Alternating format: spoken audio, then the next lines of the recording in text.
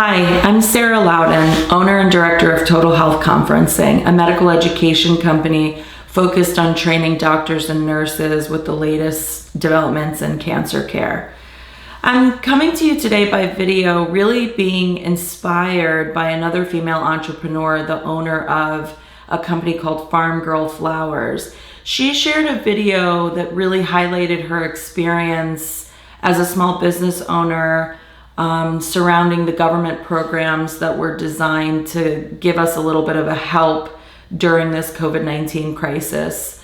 And she was highlighting how her experience with the Paycheck Protection Program was one that gave her a lot of hope in the beginning that there were resources coming down the pike that could potentially provide a bridge to making early applications, understanding the program, attending a lot of webinars on what it meant to borrow the money, what the forgiveness might look like, how you had to apply the funds, really soaking in all the information so that she could be responsible with the money that she could apply for to help sustain her business. And like so many of the rest of us, myself included, she didn't get approved. And it's not that we didn't get approved as much as it's that the money that was allocated was used or granted to much larger companies who weren't using the money in the spirit of what it was intended to do. For instance, you may be a large small business finding loopholes to be able to apply, having a good amount of cash in your bank, knowing you could sustain, 6 months of business without really having the impact of thinking about, I'm going to close. And that wasn't the spirit of this. The spirit of this Paycheck Protection Program was to provide a resource, a bridge to companies who, without access to those funds, were in jeopardy or at risk of losing everything. And it resonated so much with me what she was saying about preparing myself as a small business, talking to my team, doing all of my research, being in constant contact with my bankers, doing the application early, getting it in, following up, checking all the boxes, having done all the things that would all but guarantee that you could access this very large amount of money, and then be told that, sorry, you didn't make this round, we're keeping your application on file in the event that there is more funding released.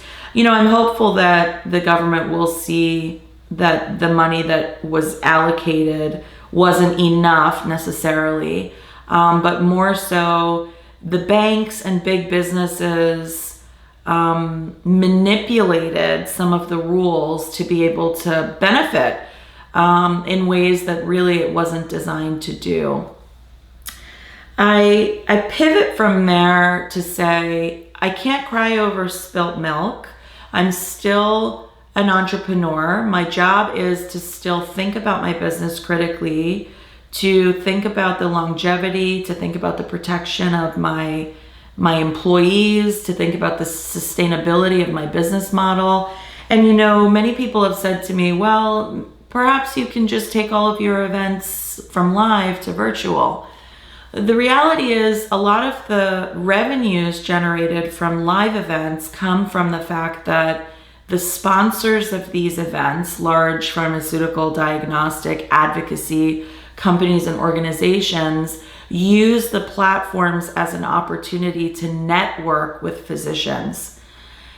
Without the opportunity to do that in a meaningful way, we are now facing really what could bankrupt the company.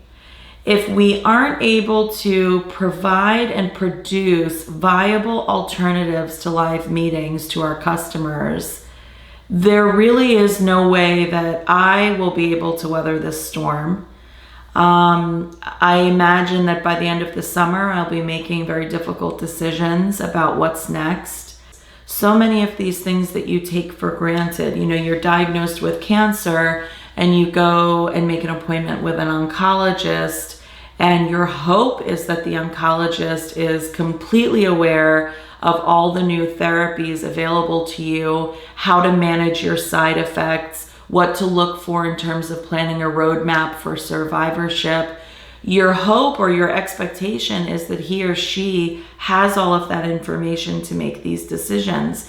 I would challenge that anyone wonders where they get that information, especially in such a rapidly changing environment where data from one study could influence the way doctors treat a huge amount of patients with something like breast cancer. And that's what we do. You know, our passion and our mission is in empowerment and information. And I have been so grateful to sit in the seat of change, of impacting patient care, of providing physicians, nurses, other caregivers platforms where they could openly discuss and discern information. I value my team so much. I see how hard they're working to get us through this, to innovate, to be creative in the ways that we can ultimately still reach those customers and still provide the services that we've contracted to do. But I can't tell you that it's not disheartening to hear, you know, Marriott Hotels receives a huge bailout, but the contract that my small business has with Marriott says that if I violate the contract by not holding an event in August, that I forfeit my deposit and I actually owe cancellation fees. It's devastating as a small business owner that the rules and resources seem to be designed to forget us. So, you know, I come to you hopefully sharing my experiences so that you can feel that you're not alone.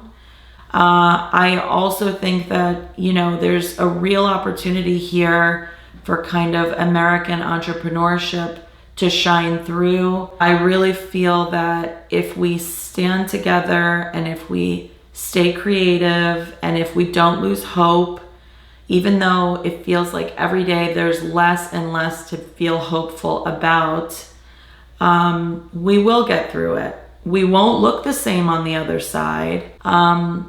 But I do think that we're fundamentally going to be different. We will not take for granted saving. We will not take for granted relationships. We really have not just an opportunity, but a responsibility to stand together at this time as small business owners, encouraging each other through everything that we're going through.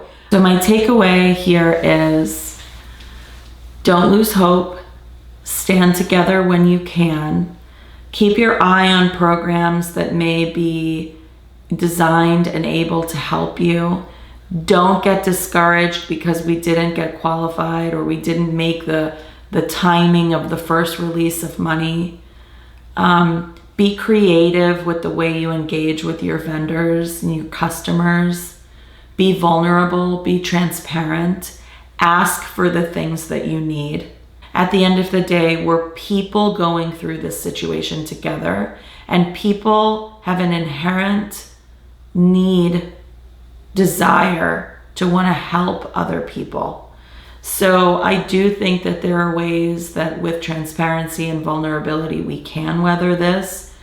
I encourage you to form a small group of other entrepreneurs that you can get on the phone with once a week, once every 2 weeks, and just check in.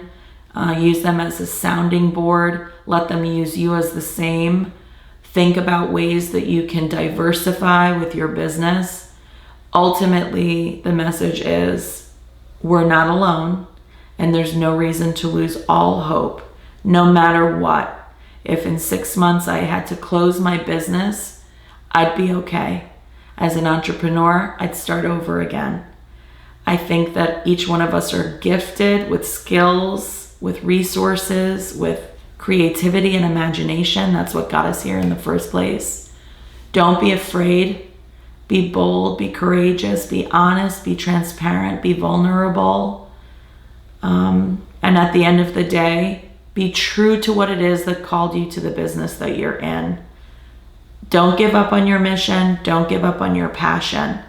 I'll see you on the other side of this.